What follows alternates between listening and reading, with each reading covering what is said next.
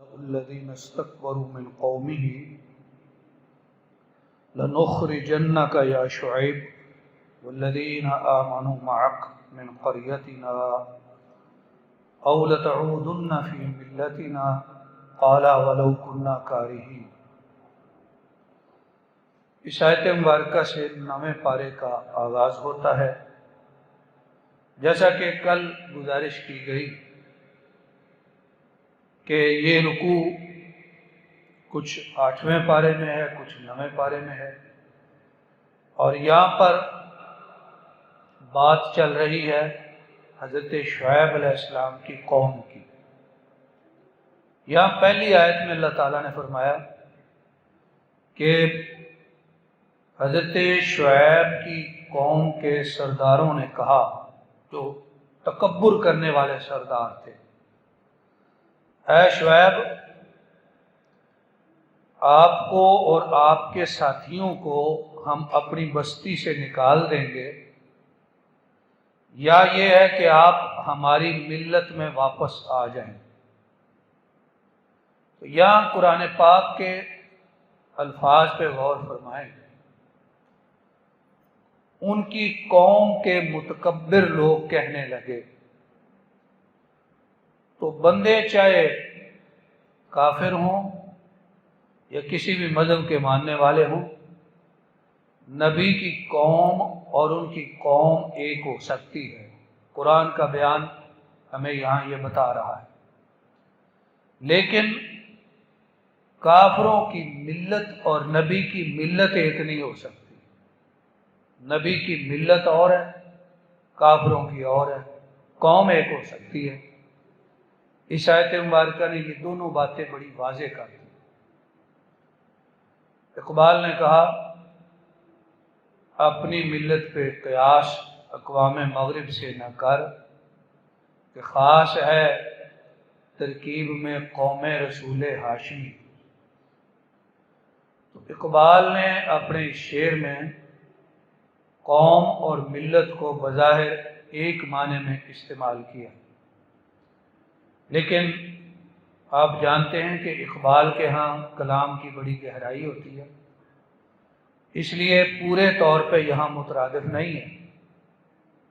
تو بہرحال نبی کی اور کفار کی قوم ایک ہو سکتی ہے، ملت ایک نہیں ہو سکتی۔ اس لیے انہوں نے کہا کہ ہماری ملت میں واپس آ جائیں۔ تو حضرت شعیب علیہ السلام نے کہا، ہم نے تو اللہ پہ بڑا جھوٹ گھڑ دیا اگر ہم تمہاری ملت میں واپس آ جائیں، بعد اس کے کہ اللہ نے ہمیں اس سے بچا لیا ہے، نجات دے دیا، اور ہمارے لیے یہ بالکل شایع نہیں ہے کہ ہم اس میں واپس آ جائیں۔ تو حضرت شعیب علیہ السلام نے اس کا انکار کیا۔ جیسا کہ کل بتایا گیا،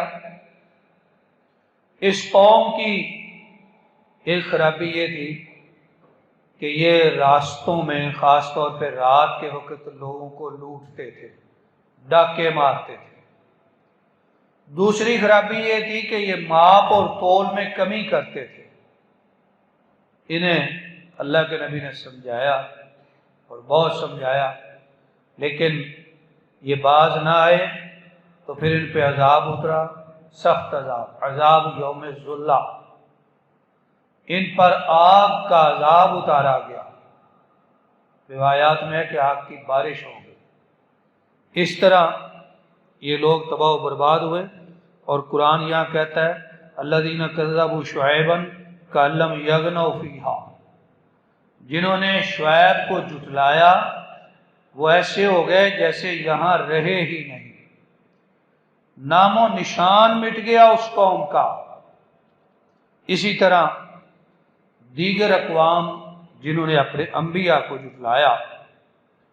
لہذا اگلی آیات میں اللہ تبارک و تعالیٰ نے حضرت موسیٰ علیہ السلام اور ان کی قوم کا مکالمہ، باہم گفتگو ذکر کی ہے۔ تو چونکہ قوم میں بڑا سردار جو بادشاہ بھی تھا، فرعون، اس کے ساتھ بھی نظریات کا اختلاف تھا، اس لیے کہیں بات فرعون کے مقابلے میں آ گئی ہے، کہیں قوم کے مقابلے میں آ گئی۔ اور قرآن پاک میں یہی وہ قوم ہے سابقہ اقوام میں سے جس کا سب سے زیادہ تذکرہ آیا، اور انبیاء کے اعتبار سے بھی سب سے زیادہ تذکرہ حضرت موسیٰ علیہ السلام کا آیا ہے سابقہ انبیاء میں سے۔ یہاں اللہ تعالیٰ نے واقعہ کسی حد تک تفصیل سے بیان کیا ہے جادوگروں کا، جب فرعون نے جادوگر اکٹھے کر لیے حضرت موسیٰ علیہ السلام کے ساتھ مقابلے کے لیے۔ یہ واقعہ ایک خاص تفصیل کے ساتھ سورہ طٰہٰ میں آتا ہے، وہاں ممکن ہوا تو انشاءاللہ عرض کریں گے۔ یہاں یہ بات بھی آئی ہے کہ اللہ تعالیٰ نے فرعون اور اس کے ساتھیوں پر طرح طرح کے عذاب بھی ڈالے۔ قرآن کہتا ہے ارسلنا علیہم الطوفان والجراد والقمل والضفادع والدم آیات مفصلات، ان پر اللہ کا عذاب آیا، ایک دفعہ طوفان، ایک دفعہ ٹڈیاں، ایک دفعہ جوئیں، ایک دفعہ مینڈک، ایک دفعہ خون۔ کیفیت کیا تھی کہ فرض کریں جب مینڈکوں کا عذاب آیا تو ہر جگہ مینڈک ہی مینڈک، ان کے کھانے میں، پانی میں، بستروں پہ چھلانگ لگاتے اور پھرتے تھے۔ جب خون کا آیا تو ہر چیز میں خون ہو جاتا، جب جوؤں کا آیا تو ہر چیز میں جوئیں، پھر ایک دفعہ طوفان، پانی کا عذاب۔ ان کے گھروں میں، یعنی قوم فرعون کے گھروں میں اس طرح پانی کھڑا تھا کہ گویا ان کے گلے گلے تک پانی تھا۔ اور ساتھ ہی جو بنی اسرائیل کے گھر تھے، جو حضرت موسیٰ علیہ السلام کے پیروکار تھے، وہ اس عذاب سے بچے ہوتے تھے۔ اللہ تعالیٰ نے کس طرح نشانی انہیں دکھائی۔ ان کے گھروں میں کچھ نہیں ہوتا تھا، ان کے گھروں میں عذاب ہوتا تھا۔ اور جب بھی عذاب آیا، صاحب جلالین نے لکھا کہ ایک ہفتہ رہتا، تو پھر وہ کہتے جب بھی ایک عذاب آتا، اے موسیٰ اپنے رب سے دعا کر، اگر وہ یہ عذاب ہم سے دور کر دے تو ہم ایمان لے آئیں گے۔ حضرت موسیٰ علیہ السلام دعا فرماتے، وہ عذاب دور ہو جاتا، لیکن یہ بعد میں پھر منکر ہو جاتا۔ تو اس طرح اللہ تعالیٰ نے ان پر یہ 9 قسم کی آزمائشیں ڈالی ہیں، 9 قسم کے عذاب، ان کا یہاں پہ تذکرہ فرمایا ہے۔ پھر اس بات کا ذکر آیا کہ بنی اسرائیل حضرت موسیٰ کے ماننے والے جب دریا سے بچ گئے، نکل گئے، آگے قوم کے پاس سے گزر ہوا جو ایک بت کی پوجا کرتے تھے، کہنے لگے اے موسیٰ ہمارا بھی ایک بت مقرر کر دے جیسے ان کا۔ فرمایا انکم قوم تجہلون، تم تو بڑی جہالت کی بات کر رہے ہو، ایسا کہنا تو قطعاً درست نہیں ہے، توحید کے منافی ہے۔ تو یہاں یہ تذکرہ چل رہا ہے حضرت موسیٰ علیہ السلام کی قوم کا، کچھ باتیں بنی اسرائیل کی ہیں، کچھ باتیں قوم فرعون کی ہیں۔ تو ان کے درمیان میں ایک واقعہ آ گیا اصحاب سبت کا، اس کا معمولی اشارہ تو پہلے پارے میں بھی گزرا، لیکن وہاں میں نے گزارش کی تھی کہ آگے ذرا تفصیل سے بات آتی، وہاں کچھ عرض نہیں کیا تھا۔ ایک بستی تھی بحر کلزم کے کنارے، کہتے ہیں کہ مدین کے قریب ہی تھی۔ اگر ہم تھوڑا جغرافیہ کو سمجھیں تو مکہ شریف سے شمال میں ہے مدینہ، مدینہ منورہ سے مزید شمال میں ہے تبوک۔ تو مکہ ہو، مدینہ ہو، تبوک ہو، اس سب کے ساتھ ساتھ مغرب کی جانب سمندر چلتا ہے جسے بحر کلزم کہتے ہیں، بحر احمر بھی کہتے ہیں، یعنی اسے ریڈ سی کہا جاتا ہے۔ تبوک کے بالمقابل سمندر کے پار ملک مصر اور ملک شام کی سرحدیں ہیں، وہاں پر یہ بستی آباد تھی۔ ان بستی والوں کی آزمائش آ گئی اللہ کی طرف سے کہ اللہ نے فرمایا ہفتے والے دن مچھلیاں نہیں پکڑنی، ان کی معیشت اور خوراک دونوں کا ذریعہ مچھلیاں تھی، بڑا ذریعہ، لہذا اللہ کی طرف سے آزمائش آ گئی۔ اب منع کیا تھا ہفتے کا دن، اور ہوتا یہ تھا کہ ہفتے والے دن مچھلیاں زیادہ آتی تھی، باقی دنوں میں کم آتی تھی۔ اب یہاں سے ہم یہ نقطہ آسانی سے سمجھ سکتے ہیں کہ اللہ تعالیٰ کبھی زیادہ دے کے آزماتا ہے، کبھی تھوڑا دے کے آزماتا ہے، دونوں میں آزمائش تھی۔ لہذا انہوں نے ایک ہیلا سوچا کہ سمندر کے کنارے گڑھے کھود لیے۔ ہفتے والے دن جب مچھلیاں آتی، بڑی زور سے پانی آتا، پانی کی موجیں آتی، تو وہ زور سے پانی کی موجیں ان گڑھوں میں داخل ہوتی جو سمندر کے کنارے تھے، اور ساتھ ہی مچھلیاں بھی آ جاتی، وہ گڑھوں میں بند ہو جاتی، تو اگلے دن وہ اتوار کو جا کے پکڑ لیتے۔ وہ کہتے ہیں کہ ہم ہفتے کو تو نہیں پکڑتے، ہم تو اتوار کو پکڑتے۔ گویا وہ اللہ کو دھوکہ دے رہے ہیں، اللہ کے حکم کے مقابلے میں ہیلا سازی کر رہے ہیں۔ لہذا اللہ تعالیٰ کا اس قوم پہ عذاب آئے۔ مفسرین کرام نے واقعات کے مختلف اشارات دیے ہیں۔ ایک اشارہ یہ ہے کہ قوم کے 3 حصے ہو گئے، ایک مچھلیاں پکڑنے والے، دوسرے روکنے والے، اور تیسرے درمیان میں رہنے والے، جو کہتے ہیں کہ کسی کو کچھ نہ کہیں، جو جان لگا ہوا ٹھیک لگا ہوا، وہ ایسے تھے۔ لہذا اب ان کے بارے میں اختلاف ہے کہ یہ عذاب میں مبتلا ہوئے یا نہیں۔ باقی جو مچھلیاں پکڑنے والے تھے ان پر عذاب آیا، اللہ تعالیٰ نے انہیں بندر اور خنزیر بنا دیا، شکل مسخ کر دی گئی، 3 دن بعد وہ مر بھی گئے۔ اور اس سے پہلے ایک تاریخی اشارہ یہ ہے کہ روکنے والوں نے اپنے اور ان کے درمیان ایک دیوار بھی قائم کر لی تھی۔ انہوں نے کہا تھا کہ ہمارا علاقہ الگ ہے، تمہارا الگ ہے، ہمارا تمہارے ساتھ کوئی تعلق نہیں۔ تو اس سے یہ بات بھی معلوم ہوتی ہے کہ ہیلا سازی شریعت میں اچھی بات نہیں۔ اس لیے امام بخاری رحمہ اللہ نے جہاں بخاری شریف میں نماز کی کتاب بنائی، زکوٰۃ کی کتاب بنائی، حج کی، روزے کی، جہاد کی، تو وہاں ایک کتاب امام بخاری نے کتاب الحیل بھی بنائی، جس میں فقہا کی ہیلا سازیوں کا رد کیا۔ اس لیے امام بخاری پر جو طعن کرنے والے لوگ ہیں، ان کے طعن کے اسباب میں سے ایک بڑا سبب یہ ہے کہ کتاب الحیل ان کے لیے بڑی پریشانی کا باعث ہے۔ شریعت کا تقاضا یہ ہے کہ ہر مومن دوسرے کے لیے دل سے خالص ہو، اور فقہا کہتے ہیں اگر سیدھی طرح کام نہیں بن رہا تو ادھر سے ایسے کر کے ایسے کر کے بنا لے۔ تو شریعت دھوکہ دہی سے منع کرتی، ہیلا سازی سے منع کرتی۔ قرآن کریم نے یہ جو واقعہ ذکر کیا ہے یہ بھی ہمارے لیے اسی بات کے اشارات دے رہا ہے۔ پھر اگلی آیات میں اللہ تبارک و تعالیٰ نے عہد الست کا ذکر فرمایا، جب تمام انسانوں کی روحیں تھیں، اور یقیناً اس میں میری بھی روح تھی، آپ کی بھی روح تھی، ہم سب وہاں تھے۔ تو اللہ تعالیٰ نے ابھی پیدا نہیں کیا، جسم عطا نہیں کیا، عالم ارواح ہے، وہاں سب سے یہ اقرار لیا، وعدہ لیا کہ میں تمہارا رب ہوں کہ نہیں۔ سب نے کہا کیوں نہیں؟ تو فرمایا یہ نہ کہنا کہ ہم اس بات سے غافل تھے یا ہمیں اس کا علم نہیں تھا۔ مطلب یہ ہے کہ ہمیں اللہ نے بھیجنے سے پہلے ہی سبق پڑھا دیا۔ پھر اللہ تعالیٰ نے یہ مہربانی فرمائی کہ جب ہم اس دنیا میں آئے تو اللہ نے وہی سبق یاد کرانے کے لیے اپنے برگزیدہ بندے بھیجے جنہیں انبیاء اور رسول کہا جاتا ہے۔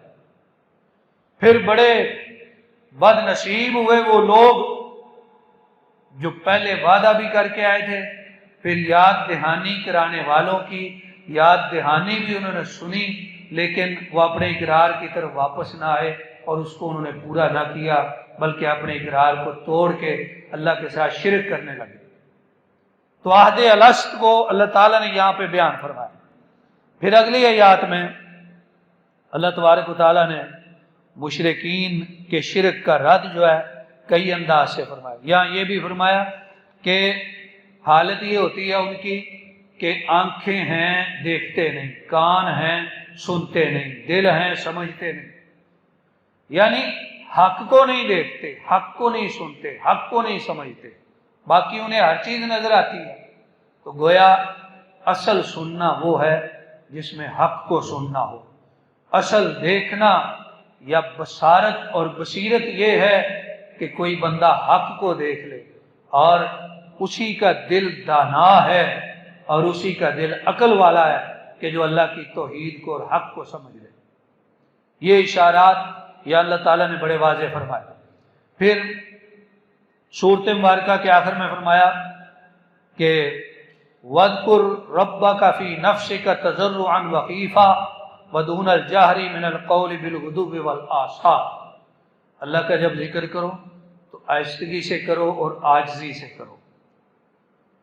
پیچھے ایک آیت گزری ہے، اللہ فرماتے ہیں کہ اللہ سے دعا کرو آہستگی اور عاجزی سے، اور یاد رکھو کہ اللہ تعالیٰ حد سے بڑھنے والوں کو پسند نہیں کرتا۔ یہاں حد سے بڑھنے والوں سے مراد وہ لوگ ہیں جو دعا میں حد سے بڑھتے ہیں، لہذا دعا کے بھی آداب ہیں، شریعت نے ہر چیز کے آداب انسان کو سکھائے ہیں جنہیں ملحوظ رکھنا چاہیے اور حد سے نہیں بڑھنا چاہیے۔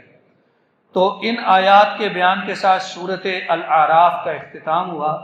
تھوڑا سا حصہ سورۃ الانفال کا بھی آج کے پارے میں آیا ہے۔ سورۃ الانفال مدنی سورت ہے، انفال نفل کی جمع ہے۔ نفل جیسا کہ آپ جانتے ہیں ایک فرض نماز ہے، ایک نفل نماز ہے، فرض روزہ ہے، نفل روزہ ہے۔ تو نفل کا معنی ہوتا ہے اضافی چیز۔ تو اس صورت میں بنیادی طور پہ اللہ تبارک و تعالیٰ نے مال غنیمت کے احکام بیان فرمائے۔ تو مال غنیمت کو اس صورت میں نفل کہا گیا ہے۔ تو نفل کا معنی کیا ہوا یہاں پہ؟ نفل کا معنی یہ ہوا کہ جب مجاہدین اللہ کی راہ میں جہاد کرتے ہیں وہ بچ جائیں یا شہادت پا جائیں، جہاد میں جب مسلمانوں کو کامیابی ملتی ہے تو اس کامیابی کے نتیجے میں جو مجاہدین کا اللہ کے ہاں اجر ثابت ہو جاتا ہے وہ فرض اجر ہے، بہت بڑا اجر ہے۔ اور اگر دنیا کا مال، کفار کا مال غنیمت کچھ ہاتھ لگتا ہے تو یہ مجاہدین کے لیے ایک نفل اجر ہے۔ اس لیے مال غنیمت کو نفل قرار دیا گیا۔ پہلی آیت میں ہی فرمایا، لوگ آپ سے پوچھتے ہیں، یہ سورۃ مبارکہ اصل میں جنگ بدر کے تناظر میں نازل ہوئی جو کفر و اسلام کا پہلا سب سے بڑا معرکہ تھا، اور مسلمانوں کو اس میں فتح ملی اور بہت سارا مال غنیمت بھی ہاتھ آیا۔ لہذا پہلی آیت میں فرمایا، اے میرے رسول صلی اللہ علیہ وسلم، لوگ آپ سے مال غنیمت کے بارے میں پوچھتے ہیں تو کہہ دیجئے مال غنیمت پر اختیار اللہ کا ہے اور اللہ کے پیغمبر کا ہے۔ پھر آگے جا کے اس کی تقسیم کا بھی ایک اصول بیان فرما دیا جو انشاءاللہ کل کے بیان میں آئے گا، پہلی آیت میں ہی آئے گا۔ لیکن اس سے پہلے یہ سمجھنا چاہیے کہ یہاں اللہ تعالیٰ نے فرمایا کہ اللہ کے مومن بندے وہ ہیں کہ جب اللہ کا ذکر کیا جاتا ہے ان کے دل ڈر جاتے ہیں، اور جب اس کی آیات ان کے سامنے پڑھی جاتی ہیں تو ان کا ایمان بڑھ جاتا ہے۔ اس سے ایک بات تو یہ معلوم ہوئی کہ اللہ کا ذکر سن کے بندے کو ڈرنا چاہیے، بندے کے دل میں اثر آنا چاہیے، اور دوسری بات یہ ہے کہ جب اللہ کی آیتیں سنیں تو بندے کے ایمان میں اضافہ ہونا چاہیے۔ یہ آیت مبارکہ اور اس طرح کی کئی آیات اور متعدد احادیث مبارکہ اس بات کی دلیل ہے کہ ایمان میں کمی بیشی ہوتی ہے۔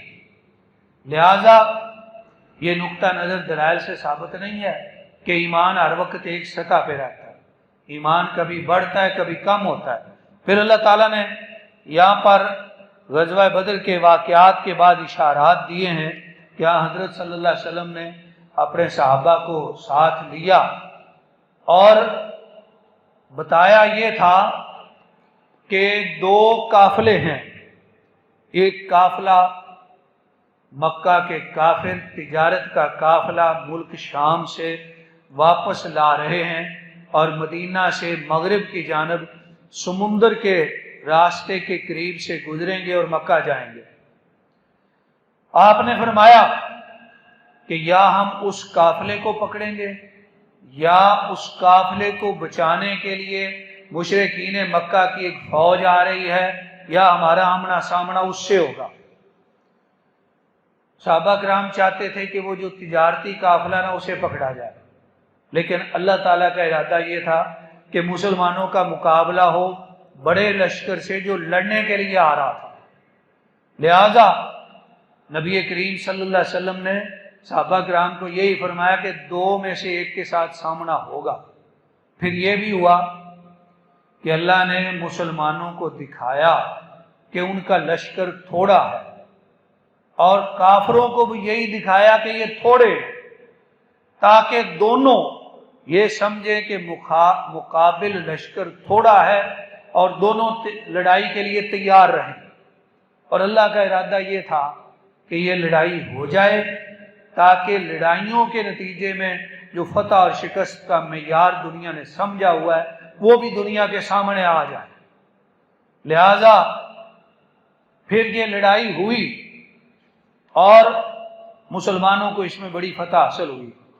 بعض لوگ اس بات پہ اعتراض کرتے ہیں اور تاریخ کے تناظر میں وہ یہ کہتے ہیں کہ نبی صلی اللہ علیہ وسلم اور آپ کے اصحاب نے تجارتی قافلے کو لوٹنے کا ارادہ کیا تھا۔ حالانکہ بات لوٹنے کی نہیں ہے، بات یہ تھی کہ اس قافلے کو روکنا تھا، اس کے آگے ایک رکاوٹ ڈالنی تھی۔ اور اس کے اسباب میں سے ایک سبب یہ بھی تھا کہ جب مسلمان مکہ میں تھے، ابھی ہجرت کر کے یثرب نہیں آئے تھے، تو مکہ کے لوگ سال میں ایک دفعہ تجارت کے لیے شام جاتے تھے اور ایک دفعہ یمن جاتے تھے۔ جو لوگ جاتے تھے انہیں سارے لوگ اپنے اپنے پیسے جمع کرواتے تھے، بعض نے چیزیں منگوانی ہوتی تھیں اور بعض نے کچھ خرید و فروخت اور کرنی ہوتی تھی۔ لہذا بعض مورخین نے لکھا ہے کہ مسلمانوں نے بھی مکہ میں کافروں کو پیسے دیے ہوئے تھے اور وہ واپس نہیں کر رہے تھے، لہذا انہوں نے چاہا کہ اس دفعہ قافلہ روکیں اور اپنے پیسے واپس لیں۔ ایک یہ بھی عنصر اس میں موجود تھا۔ بہرحال یہ لڑائی ہوئی اور اللہ نے فتح عطا فرمائی۔ پھر غنیمتوں کے حوالے سے کیا ہوا اس کا بیان کل آئے گا۔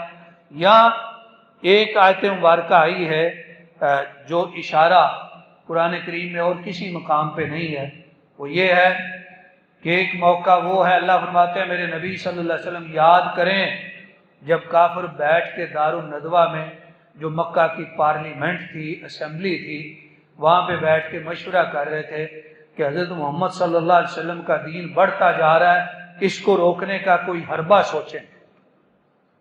لہذا چند باتوں پہ بحث ہوئی۔ ایک بات یہ سامنے آئی کہ انہیں قتل کر دیں، ایک بات یہ سامنے آئی کہ انہیں قید کر دیں، ایک بات یہ سامنے آئی کہ انہیں مکہ سے نکال دیں۔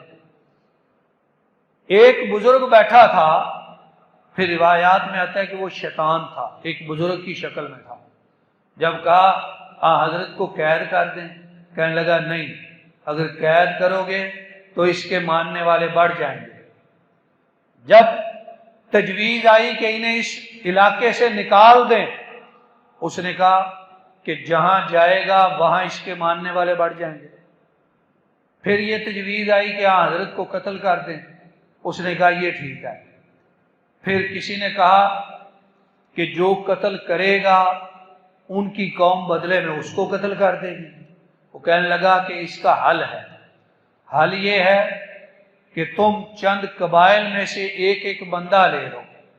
بعض روایات میں ہے کہ 100 خاندانوں سے ایک ایک بندہ لے لو، 100 بندے اکٹھے ہو کے حضرت صلی اللہ علیہ وسلم پر حملہ کر دیں، آپ کو شہید کر دیں۔ جب ان کی قوم بدلے کے لیے کہے گی تو وہ 100 بندوں سے بدلہ نہیں لے سکے گی، لہذا وہ دیت پہ راضی ہو جائیں گے۔ اس تجویز پر اتفاق ہو گیا اور ایک رات طے ہو گئی۔ اس رات 100 بندے حضرت کے گھر کے باہر تھے. اللہ تعالیٰ نے اپنے محبوب کو فرمایا نکلیں. آپ نکلے، آپ نے اپنے ہاتھ میں تھوڑی مٹی لی، اس کو ایسے پھینکا، ان سب کی آنکھوں میں پڑ گئی، آنکھیں ملتے رہ گئے، بعض پہ نیند غالب آ گئی. حضرت نکل گئے. انہوں نے صبح آپ کے گھر میں دیکھا تو آپ جا چکے تھے. اللہ تعالیٰ نے فرمایا اے میرے محبوب صلی اللہ علیہ وسلم یہ واقعہ بھی یاد کریں. تو یہ جو مقام ہے اس صورت مبارکہ کا، یہ اس پارے کا آخری مقام ہے. اللہ تبارک و تعالیٰ نے یہاں پہ واضح فرمایا قاتلوہم حتی لا تکون فتنہ ویکون الدین کلہ للہ. فرمایا ان سے لڑیں حتیٰ کہ فتنہ ختم ہو جائے اور دین سارے کا سارا اللہ کا ہو جائے. تو ان آیات مبارکہ کے ساتھ ہی 9ویں پارے کا اختتام ہوا جو آج کی منزل میں پڑھا گیا. اللہ تعالیٰ پڑھنے والے اور سننے والوں کی طرف سے اپنی بارگاہ میں قبول فرمائے. اللہ تعالیٰ ہمیں اپنی پاک کتاب کو سمجھنے اور اس پر عمل کرنے کی توفیق عطا فرمائے. انشاءاللہ العزیز آئندہ گفتگو 10ویں پارے سے شروع ہوگی. وآخر دعوانا ان الحمدللہ رب العالمین.